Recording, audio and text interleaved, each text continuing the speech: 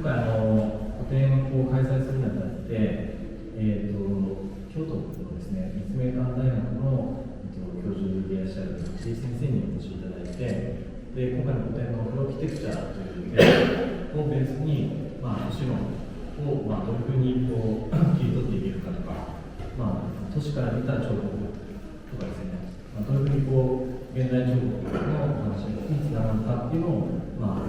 正味40分程度使って話していこうかなと思ってます。で、まず簡単に自己紹介をしてからですね、お話の方に入っていこうかなと思うんですけども、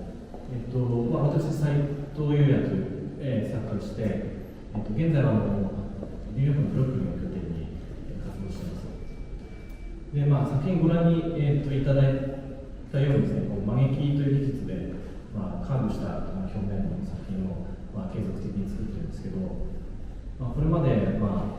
フラットな、新時代というのはほぼなくてですね、このカーブしているシェイプっていうのを、このスケートボードランブの形状から、引用してきて、木を曲げてカットしてっていう製法で作ってます。で、これまでは東京とか横浜をベースに活動してたんですけども、自分のその作品の、精度とか、作品のルーツっていうものを、もう少し拠点も含めて、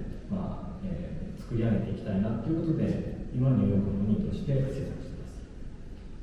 で、今回個展をすることになって4年ぶりなんですけども、なかなかこういった機会を、空間全体をですね、作ることもなかなか今までかなわなかったので、こういったインスタレーション作品も含めて、今回展示をして、個展のタイトルがプロキテクチャーというものをまず掘り下げていきたいなと今考えています。じゃあ先生のところに、ご紹介簡単に構いません。はい、皆さんこんにちは。立命館大学の市井義久と申します。今日は皆さんお越しいただきありがとうございます。それではちょっと、座ってお話しさせていただきます。簡単な自己紹介をということですので、本当簡単にしたいと思うんですけれども、今回斉藤さんにお招きいただいて、こ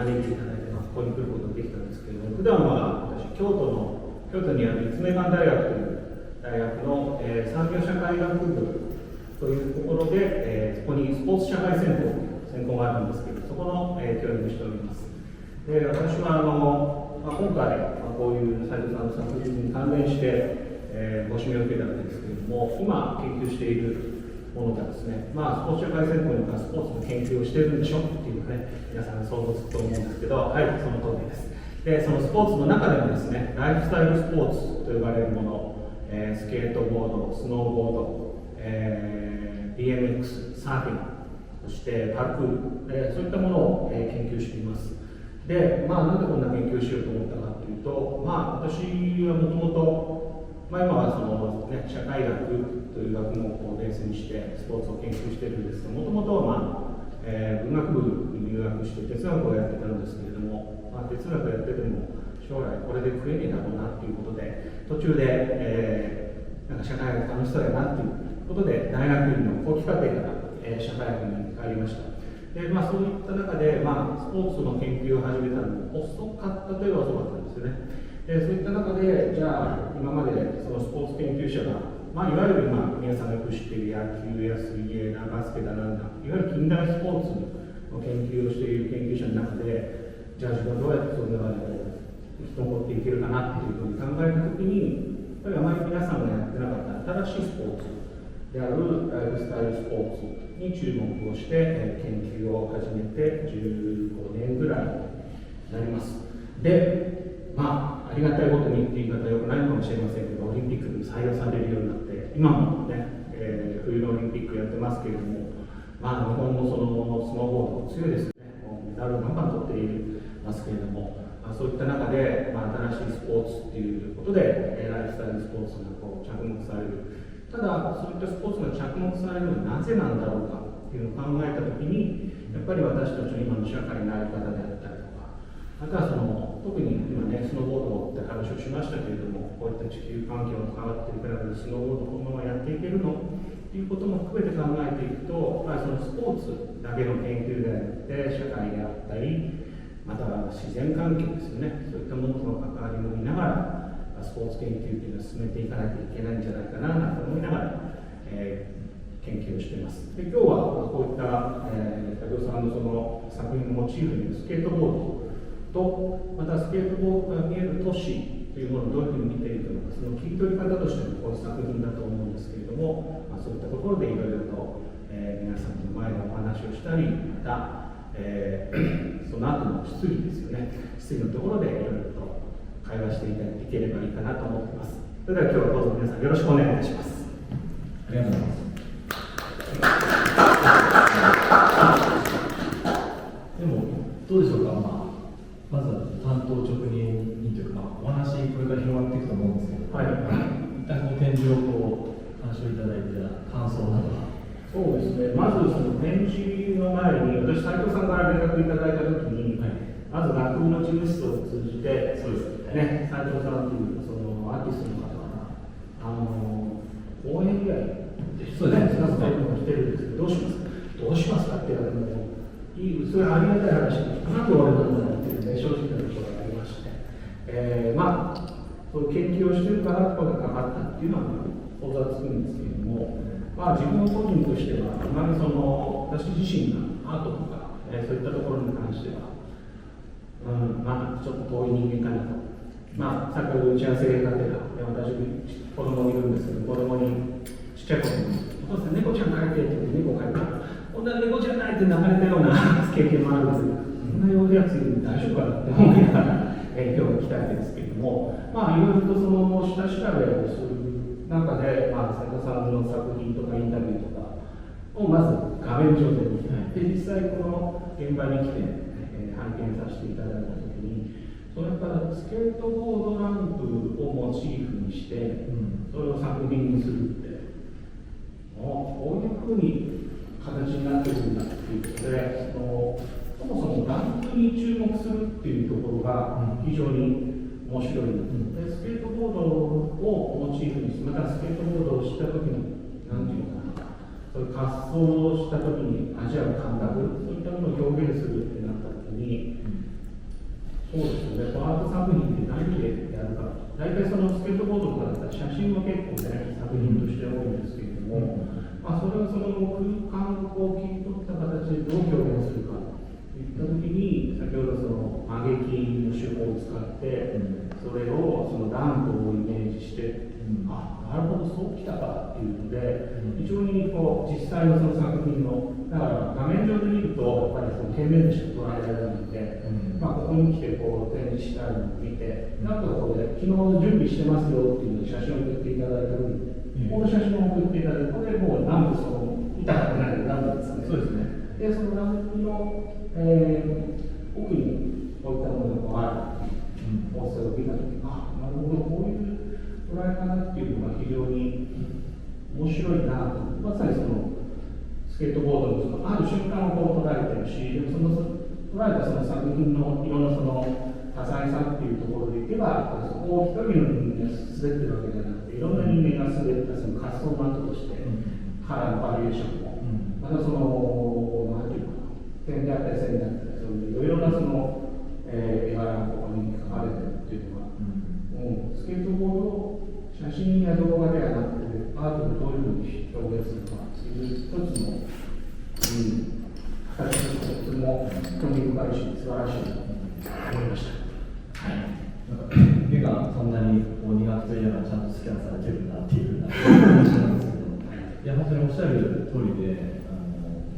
スケートボードランプっていうのはスケートボーダーの遊び道具ですよねっていう認識はやっぱ屋外か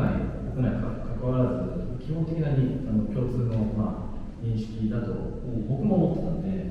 ただやっぱり別府を拠点しながら、こういうスケートボードランプが、都市の隅々にある風景を見ると、これは確実に、彼らの日常の風景の一部であり、彼らの景色の中に自然に溶け込んでいる構造物だなっていうのはずっと思ってたんですね。そうなった時に、これはなんかみんなで作ってみんなで共有して、で特にこの構造物の高さを主張するようなものでなく、ただただそこにいて彼らの動きの流れとか、彼使うという非常になんかこう平和的な都市の彫刻、都市彫刻として、まあ、こう捉えることがむしろ大切な、まあ、アクションなんじゃないのかなと思いますで、振り返ってみるとやっぱりこう建築やその美術の世界でもやっぱこのランプっていうものを、まあ、あまりこう真面目に取り扱ってきた歴史はなくて、どっちかといったら、まあ、その外の美術の外、建築の外にあるストリートの、まあ、DIY 的な現象として、まあ、そうですね、見てるっていう側面があったんですね。だから先生がこのランプを取り扱うんだって言ってくれたその感覚っていうのは、まさに僕の中ではそれこそやっぱりやらなきゃいけない、まあ、一つの、まあ、問いの投げかけであって、なんかこの構造物をそのままにしておきたくないなというか、ここに宿ってる彫刻的なその思想とか、まあ、佇まいみたいなものを、まあ、こうもうちょっと、前に出してあげる、語るべき対象として前に出してあげるっていうことはやりたいなと思って活動してるんですけど。なるほど。でそのスケートボードランプもここに、まあ、何冊か本出てますし、真ん中にこのスケートボーディングアンダーシティっていう、イヤーボーデンっていう方が書いた本があるんですけれども、これ私、まあ、研究の仲間で将軍先生の方から翻訳を出させていただいているんですが、まあ、このランプがスケートボードの歴史の中で非常に重要になってくるのが、実は1970年代の後半ぐらいなんですね。なんでかっていうと、1970年代後半のアメリカのパークってどんどん潰れてるんですよ。なんでかっていうと、まあ、スケートボードブームがあっていっぱい、スケートボードパークができるんですけれども、まあ、乱暴な言い方すると蘇生乱造で、あと、なんだろう、こんなコース、パークを作って、滑れるのかみたいな、ちょっと挑発的な、パークがあったり、でそんなところで子どもたちにする怪我したり、ね、事故が起こったりする。でそういった中で、パークの管理者にすれば、やっぱり事故が怪我が発生したときに、その責任っていうのは、パークを作った側と管理している側が責任を持たなきゃいけない。で、そうなってくると保険料とかもかけなきゃいけないんだけど、やっぱりスケートボードパークの方が増えてくる。そうすると保険料も上がってくる。そうすると、パークを管理する側も、保険料高いし、入場料も今高く取れないし、このままいっても採算取れないから、どうしようかな、やめたっていうふうに言って、どんどんやめていくんですね。で、そういった中で、パークで滑れなくなったスケーターたちが、どうしようかなと思ったときに、まあ、ストリートに出てくっていうと、あとこういったそのパークにあるバーチカル、垂直なその壁とか、こういうものって、まあ、我々の社会、普通生活している空間で自然にないですね。だからそういうのを作ったらねっていうので、こういうふうに作っていって、で80年代ぐらいから世界的な有名なスケートボードの雑誌で、ランプっていうのはこう作ったらええねんっていう、その設計図とかも雑誌の中で、ね、出てくるようになるんですけれども、パークから追い出されたスケーターたちが、やっぱりどういう、なんだろう、面白いその地形で滑りたい。だったらそれをこう街の中で、そういうスポットを探していくっていうのがあるんですけれども、じゃあ作るかっていうところをこう作り始めた。で、いろんなその、ね、建築資材とか木材に盗んできて、ね、こう作ってきたっていう、もちろん買った人もいますけど、基本盗むっていうのは、そうですね。で、そうやってランプを作って、で、自分たちのその独自のその空間を作っていったっていう歴史があるので、そういうふうに見ていくと、ランプも今となったら当たり前のそのスケートボード空間になってるけれども、歴史をたどっていくと、まあ、そういうパークとか排除された人たちが、じゃあ、スケートボード好きだしやりたいのにどうしたら面白いところ、面白いその空間、自分たちでどうしよう、作ろう、まだ DIY 的な、そういったものがやっぱりこういうランプっていうふうになってきた。でそこはやっぱりまた新しいそのスケートボードの滑り方とかテクニックを生んでいくし、またそういうところがその街の空間をどういうふうに再演出していくかというふうに考えたときに、こういう作品にこう生まれる歴史的な経過っていうのはそういうところがあるんだなというふうに思うと、だから斉藤さんもどういうふうに都市を捉えているのかというのがありますよね。いやでも本当にスケーターのそのパークから排除されたスケーター、またはそのストリートをメインに滑るスケートボードを滑るスポーツとして、選び続けてるスケーターっていうのはよっぽど語弊もあるかもしれないですけど、建築的なその視野とかデザイン的な視野を持っている人よりもよっぽど都市を見てると僕は思ってるんですね。そうですね。彼らのそのスキャンする力というか、ここだったら滑りやすい、つまりその滑った時のスムーズさとか、引っかかりの少なさとか、あとこの角度はちょうど自分がそのスケーターとしてトリックをするときにいい角度だとか、その活用の方法とかで、そこを、滑った時の絵としての、魅力とか、とにかく総合的にその都市をスキャンする力っていうのは、よっぽどスケーターの方が上なんじゃないのかなっていう見立ても僕の中にあって、だからそれを単なるストリートの、単なる、やんちゃ坊主たちの、いたずらみたいな角度ではなくて、その都市を構造的にこうスキャンする力あり、そこからこのその脈々続いているそのシェアする思想であったりを引っ張り出すっていう仕事をする作家さんっていうのがやっぱりアメリカでもやっぱ少なくて、どうしてもアメリカの作家さんもやっぱり基本的に抗いとか抵抗みたいなものをベースにしたストリートの方々があるんで、そこはなんか僕がやりたい仕事の一つではありました。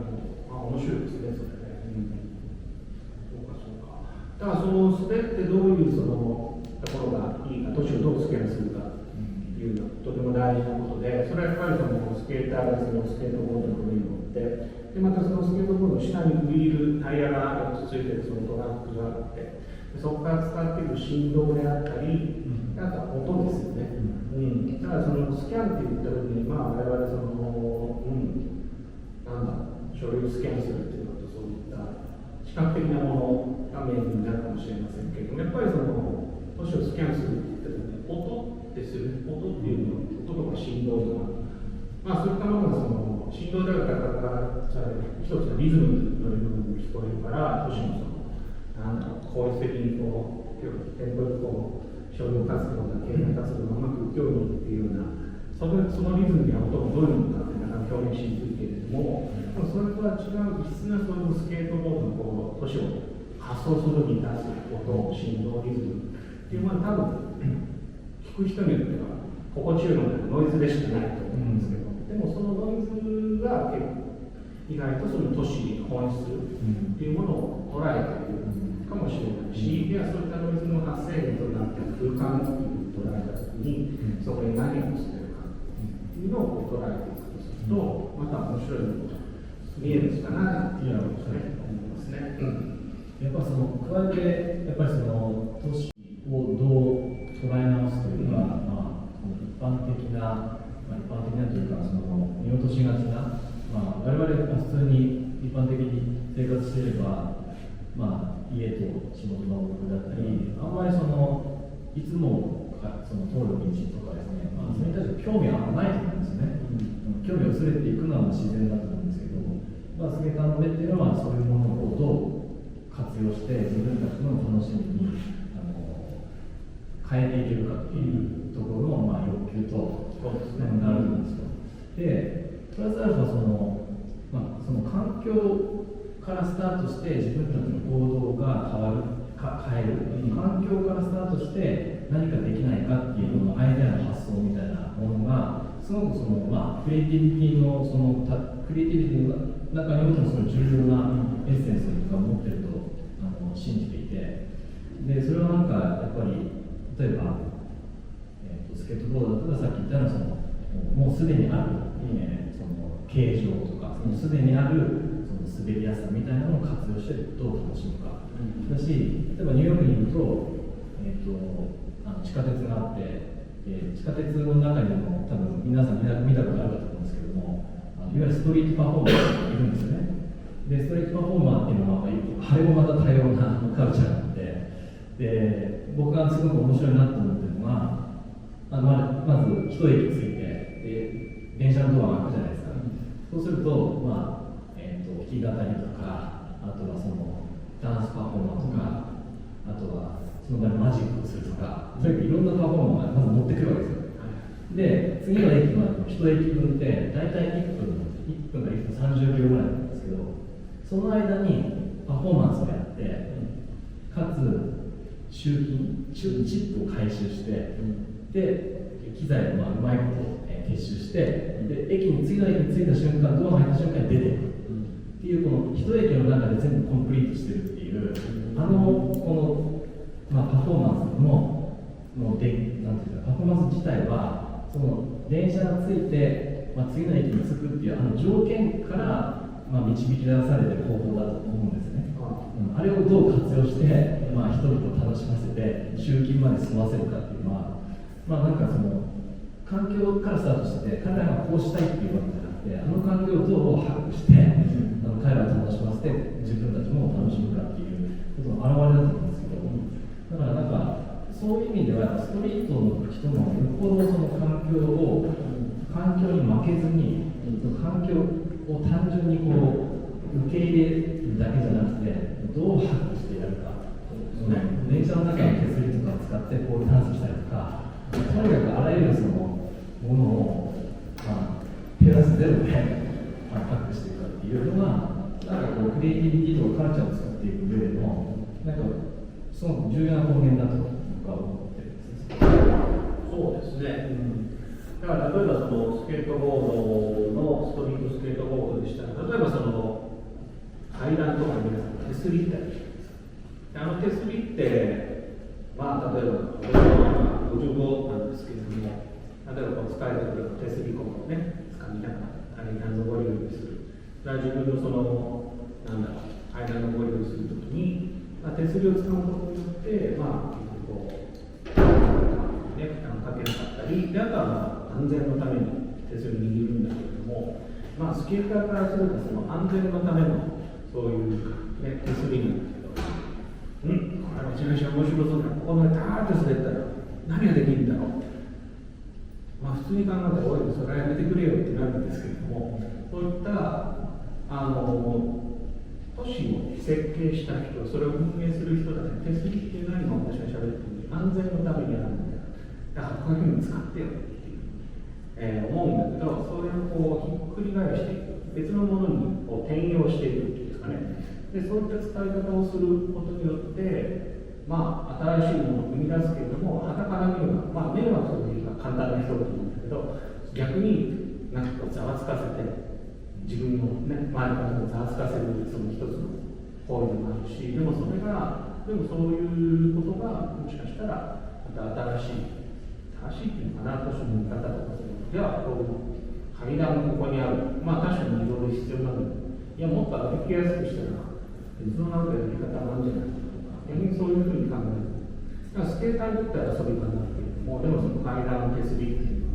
のはもっとその人々が円滑に動きやすいようにするんだったら、そこに階段があるのがベターだとか、逆の意味で両方から考えてみると、いろいろまた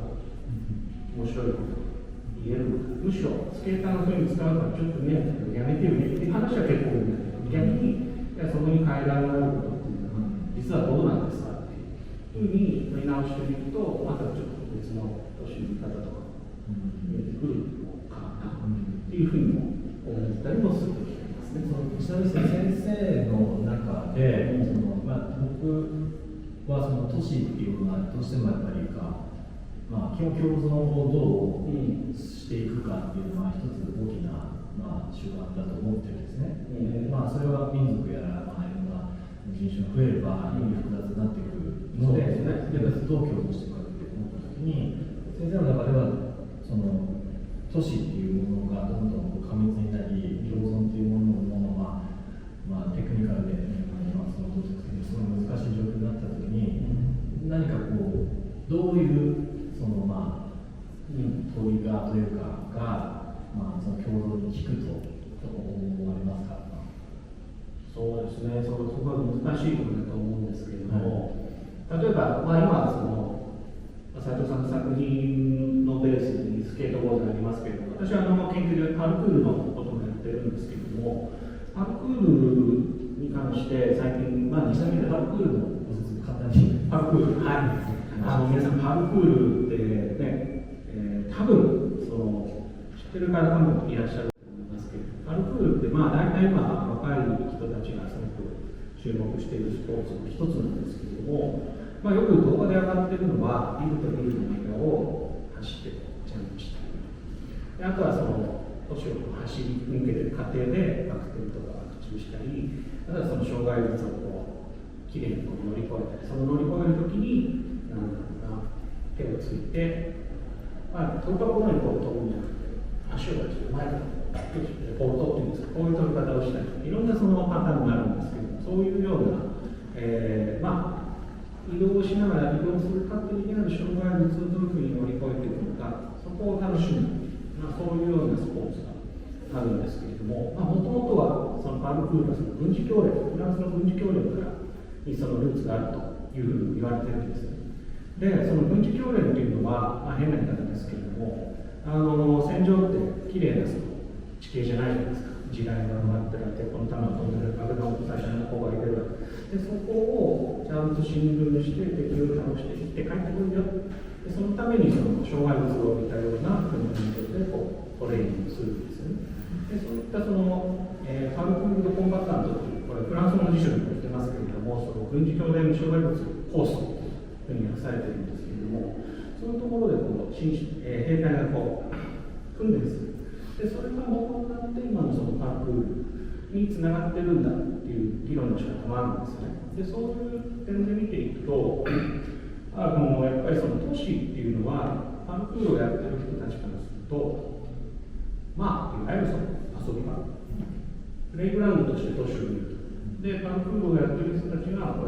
れスケーターもちょっと似てるなと思うんですけども、街を歩いて、こうやってこう柵があるからここに手をかけてよいしょって足を上げて次のところにまた手をこうかけていったら越えられるんだ、でその後その上がったこの壁のところをこうどういうふうに伝っていってあっち側に渡って、じゃあどういうふうに降りようかなと考えていくと、やっぱりその街そのものの遊び場としてこう捉えているもので、もちろんその街っていうのは人の流れであったり物の流れ、お金の流れっていうのを円滑に動くように作られている。でもその円滑に動くっていうのはみんなにとって円滑に動いてますか、そういう視点で考えていくと、俺家からここまで目の前にいるのに何でこうやって遠回りしないと公共交通機関も帰れないんだよ、こうやって渡ったらいいじゃん、橋作ってくるよとか横断歩道作ってくるよ、そうなんじゃない、じゃあ車の今度見せるかとかね、そういうふうに見ていったときに、じゃあその誰にとって街がその便利に作られ設計されているのかというところを、社会学的に言うとそういった街が作られた時の力関係というか、権力関係、そういったものを把握し、それをこう見といていく、またはちょっと批判的に見ていく視点として、こうやって帰ったらまっすぐお家帰れるのに、じゃあここにある障害物ポンポンポンポンって乗り越えていったらこれいいじゃん、じゃあこういうふうにやろうと。やり方を失敗したら車に使っちゃうかもしれないけど、それは危ないんですけれども、そういうふうにして街を一つの遊び場、遊びものは一つのいろいろ質問で言ったら都市をこう見直していく、また都市が持っている力をこう引き出すのも遊びという視点かななんて思ったりはしますね。都市側というか、その市民とか、そういうふうなのを活用する側じゃなくて、都市を設計する側が、そう設計することによって、よりそういったこうクリエイティビティとかですね、その発想を誘発するっていうことが可能だという前提だと思うんですけど、だからそれさえもまた、乗り越えるというか、それからもまた逸脱して滑るのがスケーターたちの、DNA じゃないですか、それはなんかずっと続くから、都市設計の時点でそれは可能なのかって、僕はちょっといくら用意したところでそこからはみ出ていくものだなという前提がどうしてもあるんですけど、そうですね、それはね、その通りだと思いますし、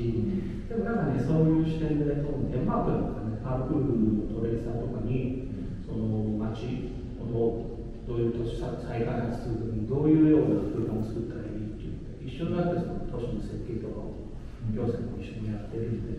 それはそれで面白いなと思うんですよね。であと先ほどそのスケーターも確かにそこからずれていくって話もあるんだけれども、このイアン・ボーデンの本などにもあるんですけれども、最近その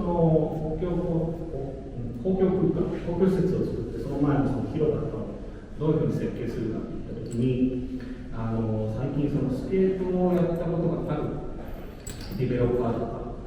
設計事務所とか、またはその友達としてスケーター、じゃあこういう建物を作って、例えば市役所作る建て替えるんだけど、その前のその市役所前広場こういうどういうふうにこうもう一回設計しようとしたのに、いやなんかパークのスケートできるの作っちゃったらいいじゃん。だけど、いや分かりやすく作っちゃったじゃダメじゃん。だからそのスケーターが滑って、例えばこういうして、段差のところをやって滑ったとしても傷がつきにくい材質でベンチを作ったり。でこれはその例えばこれがベンチだとすれば、もうパッと見たらベンチにしか見えなくていいんですよ。だけどそこでスケートやってもらっても別に構わないし、だからそのなんだろうな、そういったスケーターが好んでやれるような空間、スケートできる空間にして、普段パッと見た時には、市役所前の広場のここにベンチがあるんですね。あとはなんかその生垣みたいなのもあるんですね。でもなんかじっくり見てみると、なんか硬そうな石、ね、大聖館の作ってるなとか、これでここでスケートしたら大丈夫ですよみたいな。パッと見はかんない。そのスケートボードパークっていう方でいいかな。なんかそういったものを意図的にディベロッパーと設計事務所と行政がこう作り込んで、新しくその都市のそのなんていう空間を作り直しているっていう動きがあるっていうのが聞いたことあります。この本が紹介されている。それをどう見るかっていうのは非常に面白いし、あとはその私のいくつか日本国内のスケートボードパークいくつかあるんですけれども、例えば住宅地のど真ん中にスケートボードパークがあるとある埼玉の方なんとか市っていうのがあるんですけど、そこはその住宅地のど真ん中にできたのはなぜかっていったときに、近くに川が流れてるんですよ、住宅地の近く。そこが雨降って増水したときに、そのスケートボードパークのところに水を流して、洪水を防ぐための遊水地として災害時的には使うっていう、そういうものとして使っていいからスケートボードパークを作らせてくださいって言ったら、それだったら俺たちにとって売り手がね、うまい話だから、災害の時に遊水地でこう水を溜めて、で、なんていうのかな、その雨が止んだとか、川が放水して、そこをこう、ね、乾かせば、パークとして使えるっていう、そういう遊水地になるようなそのパークとかもあったりして、だからそういったその市民生活にとってプラスになるようなものとの、まあ、変な言い方ですけど、コラボレーションしたようなパークっていうのは、いろいろな考えようがあるのかなと。で、そういったものをこうきちんと、じゃあそこの使い方を住民とスケーターたちで話し合って決めて。でまあ、大体その雨降って、水ためた後って、泥とかたまれば、そういったものを掃除するのをみんなで一緒にやったりとか、そういうことをやって、パークの環境で一緒にやってるっていうのも、いくつかありますね。一部は逆ではなく、グラデーションの中で、とりあえずそうですね。そういうことですか。ちなみにまあ、スケーターっていうくくりにしてしまうと、すごく狭いことになってしまうんですけど、やはりというか、何かを活用するっていう感覚っていうのは、多分、人類が知恵のすごくいいところだと思うんですよ。受け入れ、自分が持っているカードとか、自分の身体の限界とか、能力の限界があるけど、ありつつ、でも、それを全て受け入れるんじゃなくて、どうしたら活用できるか、どうしたら、自分の配られたカードの中で、面白く、読み解いていけるかみたいなものって、なんかスケーターに限らず、我々の、生活においても重要な、思考の、構えだと思うんですけども、特にやっぱり、例えば、2011年の 3.11 の震災の時とかは、僕の実家は宮城県の気仙沼市なんですけど、家は、全壊して、鉄筋の家だったので、またそこをですね、リノベーションして、今そこに母親住んでるんですけど、その時にやっぱり車が流れて、いろんな地形は崩れて、であったはずの公園がなくなりみたいな、でそんな時に、僕が現地に行って、やっぱり反対にした経験は、やっぱり子供たちは結構よろしく遊んでたっていうことなんですよね。でやっぱり転倒した車の上を、であの時冬だったので雪が積もって、それが様の滑り台だってそこ滑ってたりとか、だからあの感覚っていうのはすごくこう、すごくタフだったと思うし、彼らにとっては何か頑張って乗り越えているっていうこともなく、純粋にその地形を読み替えて、何かどう楽しめるかに転換してるっていうのをすごく感じるんですけども、実はそのあたりをどう読み替えるかっていうことに対して何か考えたことありますか？いや、読み替えることっていうのは、あとはその本来これはこういうふうに使うもんですよねっていうのを別の解釈として違ったものに作りたい、転用するってことは、別にスケーターとかその、パルクールやってる人のトレーサーっていうんですけれども、そういう人たちだけの特権であって、我々がやっぱりその環境に適応していくっていう別に自動的に受け身でなくて、そういうものをどういうふうに読み替えていくのかっていうのは、我々にとって非常に重要なことだと思うし、それを例えばその、震災なども今お話ししていただきましたけれども、もう長さどこから流されてきたか分からない車の雪がついて、そうですね、雪山に見立てて滑り台して遊ぶっていう、これはとても私は大事なことだと思うんですけれども、ともすれば、そんな時に何やってたのかっていうね、怒られちゃうところもありますよね。実際その周辺ではそういう話とかありましたね。で、私は今、東日本大震災のことを皆さんとおっしゃってましたけれども、東日本大震災と同じ年のあれでいつだっけな、もうちょっと前ぐらいにニュージーランドでも地震ありましたよね。で、その後にクイーンズランドっていうところに地震があったんだけれども、そこもやっぱり、都市の被災して、道路の高校になったりとか、網膜建物が崩れたりとか、そういったことが起こったんですけれども、そこの震災の後に、スケートボードやる人、サーフィンやる人、クライミングやる人が2、3日おとなしくしてたんだけど、このまま復興するまで時間もかかるし、そのままで自分たちが今までやってきたスポーツっていうのをできなくなる、やらなくていいです。生活していけるんだろうかと思って、2、3日おとなしくしてたけど、もう我慢できない。海に行くわ、山の方に行くわ、でスケートボードし始めて、でそれでボコボコの道をスケートボードして、それが動画にアップして、それは世界的にいいねがいっぱいついてる有名な動画があるんですけども、それはこういう状況の中でもスケーター頑張ってるし、ニュージーランド頑張ってるなっていうふうに好意的に捉えた人たち結構多かったんですね。で、おそらくそういうことを可能にするものが、スポーツコンテンツとしてのスケートボードだったかもしれないし、でもそれがともすれば、お前こんな時に何やってんねんっていうふうに否定的に見る人が多いんじゃないだろうかって考えるのがもしかしたら我が国かもしれないし、そこら辺の違いっていうのは結構面白いなと思ってて、であと逆に普段街の中でそういうスケーターだったらスポットとか、あと海だったらサーファーが波を待ってる間に自分が住んでる街の方を見て投げ込んで、なんと後ろには海から自分の街を見て、ここにこういう建物があってなんとかなんとかっていう自分たちが生活している、その景色がやっぱり波が起こってる。で、震災終わってまた海に出て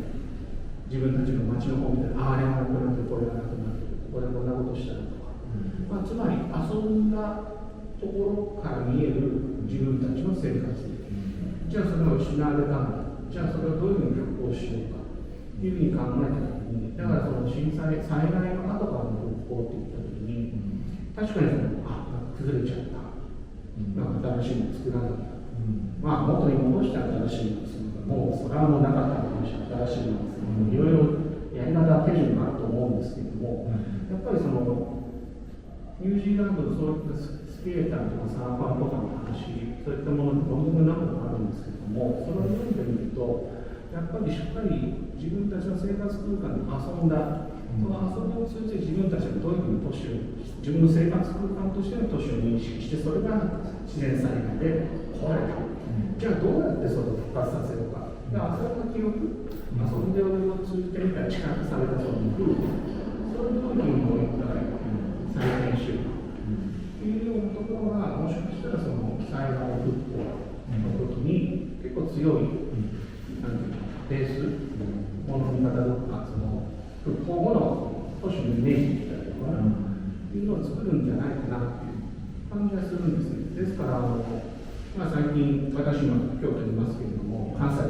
科学地震で、なんとかでかんとか、どうなっちゃうでしょうかって話でね、防災対策とかいろんな話しますけれども、逆にそういう状況であれば、あれば、みんな都市で街中で遊ばせる。で、そういった中でいろんな経験するので、自分たちの都市っていうのを自分の目で、音とか、そういったことで、ちゃんと自分の中に身体ですね、そういう経験をした方が、意外とその、それ直接防災につながるのかって言われたら、なんとも言いませんけど、ちょっと逃げちゃいますけども、でも、なんかあったら、その復活していく時のその力っていうかな、そういったものになるんじゃないかなっていうのは、個人的には、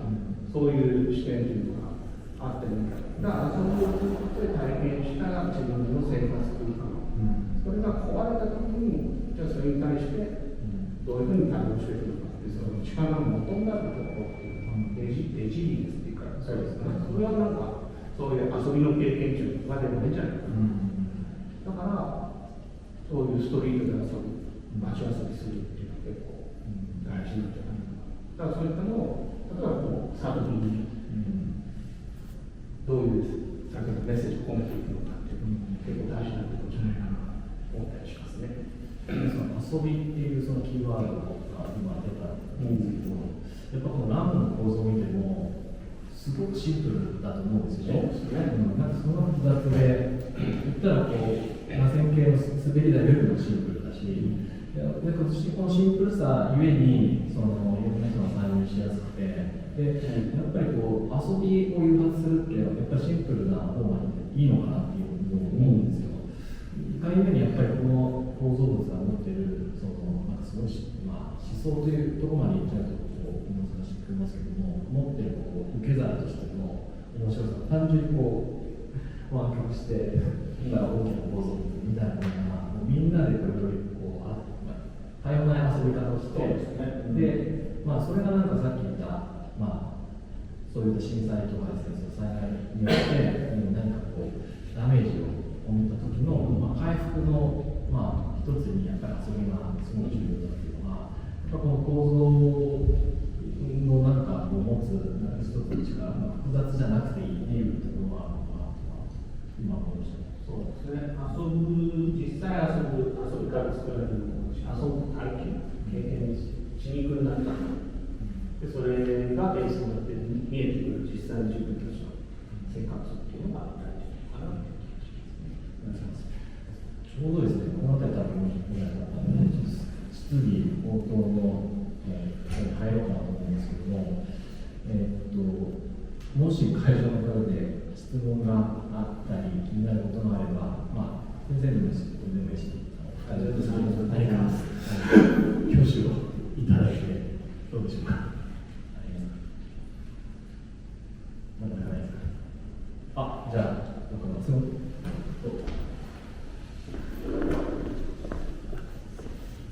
じゃあ、あるんじゃないですか。じゃあ、軽く名字だけで読んで、どちらに質問か聞いていただいて、はい、そのマイクを、こちらで申します。お帰りなさい、日本に。お久しぶりです。僕ずっと気になってたんですけど、今そのストラクチャーのこと、R のことを聞けたのはすごく嬉しいんですけど、いつもこの素敵な配色の色だったりとか、このモチーフってどういうふうに決めてるのかなって、そのランプとのつながりで、ストリートからそういうスプレーを使ってっていうなんか流れにしてるのか、とかちょっとそこら辺が気になりました。ありがとうございます。技法という部分で技法とですね、どういった素材を使っているか、そのあたり話すとですね、基本的にこう好きなように抜きたい、思い描いているものをランダムにやってるかと思いきや、やはりこう実は各のその部分のデザインというのは、先生にちょっとさっきお話しいただいたかもしれないんですけど、ニューヨークに限らず、日本だったり、いろんな土地に行った時に、写真で収めた、地形の傷だったり、あとその壁に残るスプレーの跡だったり、いつどこのタイミングで誰がつけたかわからないその人間の痕跡を、基本写真に撮ってストックしてくるんですね。でそれを集めて、パソコンの中である程度デフォルメして、でそれをこう配置していく。その配置の感覚っていうのは僕に任されるんですけど、ただその素材自体は、もうすでにある、いつどこから誰かがつけた傷みたいなものを、一つの画面に、落とし込むことで、都市の切り取り方として、時代も変われば時間軸も変われば、場所も変わればっていうものを、表現するということになります。で、その色に関しては、結構その彫刻作品って、例えば足し算と引き算で言ってたら、引き算の、メディアなんですよね。大きな石になってどんどん削っていって引き算していって最後、しかるべき形にしていくっていうで、そうなった時にやっぱりよりシンプルなものになっていくっていうのが、彫刻の、歴史というか、至るゴールなのかなって僕なりに感謝してて、でもそうなっちゃうのは、理解しつつも、僕はやっぱりその都市に関しての関心とか魅力を持っているので、やっぱりカオスだったり、いろんな人がいてどう共存していくかっていうそのレイヤーがすごく多い空間なんですよ。そうなるとそこにシンプルなその削いでいくってことだけを使って表現すると僕の中でそのズレが出てくるんですね。だから彫刻っていうものがそういうシンプルにいくっていうのを分かりつつ、でも僕なりの彫刻にはやっぱりこの彩色だったりそのいろんな都市のレイヤーみたいなものを色鮮やかに出していくっていうことが都市をキャプチャーする必要な方法なので、こういうふうにちょっと明るい色を作ってるっていう意味です。ありがとうございます。ありがとうございます。でももう一つ、はい、ニューヨークって、その街にそういったドロップ絵の具の痕跡だったりとか、いろんな痕跡が残ってるじゃないですか。はい、日本ってすごく綺麗で、やっぱりそれに関してそれでニューヨークに移動してその色だったりとか、変わったりしましたか？ニューヨークに行って色が変わるっていうことは多分おそらく僕のそのアーカイブを見返してもそこまであまり影響はないですね。そうですね。そこに対しての影響はないですね。よりその、ランプっていうものを、より身近に感じるようになって本当に彼らの生活の一部なんだなと思い始めて、よりその造形物というか構造物に対してのその意識っていうのは、渡米後の方がかなり強くなりました。ただ色の配色に関してはやっぱりそこはキープすることによって、一般的な彫刻のその引き算のそのアートっていうものに対しては僕はまだわかんないですね。最終的に80歳だったらめちゃくちゃシンプルなのを作ってるかもしれないけど、今現段階ではそこに至ってないっていう。ありがとうございます。もう一回、どうぞ。じゃあマイクですね。前の何て言うんでしょう。太田と申します。スケートボードランプって実物実際見たことがなくて、テレビとか YouTube なんかそんなんで見たことはあるんですけど、木の板が割とよくしててっていうので、全部そんな感じなんですかね。ニューヨーク、ブルックリンとか行かれてると、そこで目にする一風変わったランプがあったりとか、そういうのってあるんですかっていう感じです。そのランプのバリエーションだから入るんですよね。ランプが米国ではどういうような素材だったりとかですね。先生にちょっとお答えいただきたいんですけど、僕の体験からするとやっぱりコンクリートで作っているものもあれば木で作っているもの、比較的その木で作作る方が、まあ、DIY 的に簡単なので、ガレージの手前に駐車場で作ったりとか、まあ、あとはコンクリートだとしてパークをメインにいわゆるパークを作るまあ、専門仕事があるみたいなので、まあ、彼らが作る。で最近だと、かなりいわゆるポータビリティみたいなのがすごく、まあ、なんだろうな、すごくトレンドで、空気で膨らませて、まあ、ランプの形状のいわゆるこう空気の、まあ、浮き輪みたいな、浮き輪じゃないか、空気で作られたランプの形になって、その上にちょっとしたパネルを、設置するだけで、まあ、簡易の持ち運び可能なランプになるとか、そういったもので始めてるんで、まあ、ネオマキと、まあ、コンクリートの時代が長いけど、まあ、最近ではそういった素材とか、あとはこうもうすでにこうメタルで、もうこういう形状に、湾曲の形状に作られたもう折りたたみで活用できる、でかつ移動できるランプもあるっていうので、これはかなりいろいろあると思うんですけども、先生はどうですかね、その辺りのランプの歴史。まあ、ランプの歴史で、やっぱ最初はもうスケーターたちがパークで滑るようになったから、じゃあ自分たちこういう面を作ろうっていうので、やっぱ最初に手を出して加工しやすいのが木材だったんですよね。そういうのを作ってきて、で、まあ、それが例えば行政とかのランプを、これだったら初心者向けでいいんじゃないか、パークとかを作るときにボールとかを作るんだけど、こういったパークでランプも入れて、でそういう小規模だけれどもちっちゃい子たちも楽しめるし安全だからこういうのやりたいなってで、その時に、まあ、じゃあそのパークにこうランプをしつらえる時にちょっと半高級的に設置するんだったらコンクリート作っておくしっていうように、その他の場所によってもう作り方とか使う素材も変わってきてる。ただ DIY 的な視点でそのランプっていうのを把握するんだったら木材で作ってるのがいいし、であとやっぱ木でそのパークをその民間の施設でも、行政の作るパークを作る。やっぱ木だと焦げてもそんな高くはないんですよね。コンクリはやっぱり痛いんですよ。だから木で作るっていうのは結構、ポピュラーかなと思いますし、安全性というところで見ても非常に、木で作られているものは多いかなと思います。ただ、ランプがこれ出始めたものっていうのは、結構そのパークでこう、深いこういうね、ボールのようなサラダボールのようなところで滑ってる、ね、いけてるスケーターとか、なんか聞いても安全な方に滑って何やってんねん、ボケみたいなね、結構下に見られるところもありましたね、ランプってね。だけど、いろんなそうは言っても、ランプはランプなりに、なんていうのかな、ここで作られる創造性の豊かな空間だと思うので、一概にどっちが素敵とか、うまいとか分かんないと思いますし、でもそれぞれいろんなものがそのスケートボードっていうものをどんどんこう発展させてきたっていう、それはそれで面白いなと思います。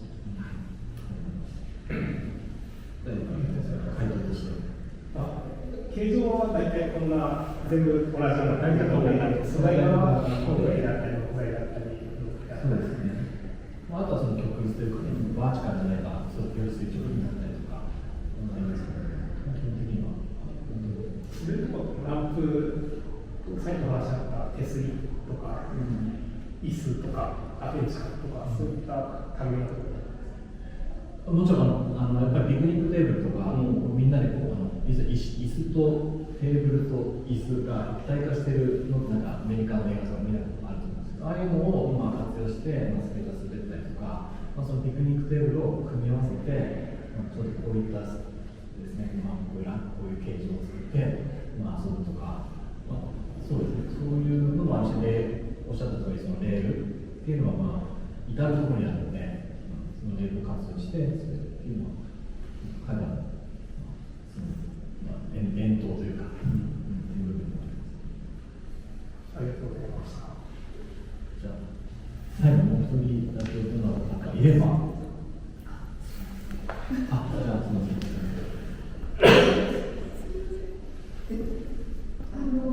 斉藤さんがつけられたブログっていう言葉の意味をもうちょっと知りたい。そうです、失礼しました。最初の方にお話しするべきタイミングがあったと思うんですけど、ごめんなさい。そうですね、プロアーキテクチャを2つの単語に分けて、フローっていうのは先ほどから少しお話出てたそのスケーターの動きの流れのフローであったり、人の、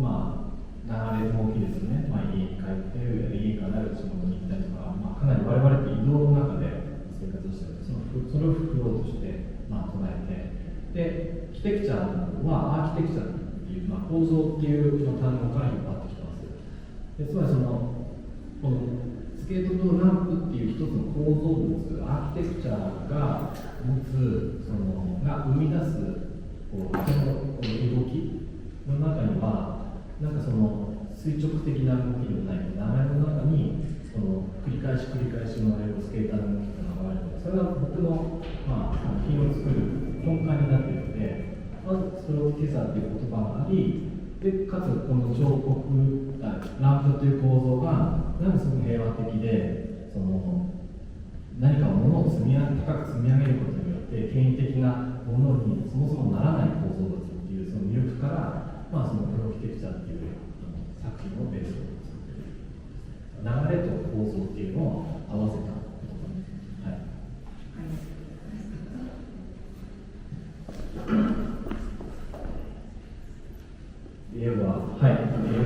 今回のトーク、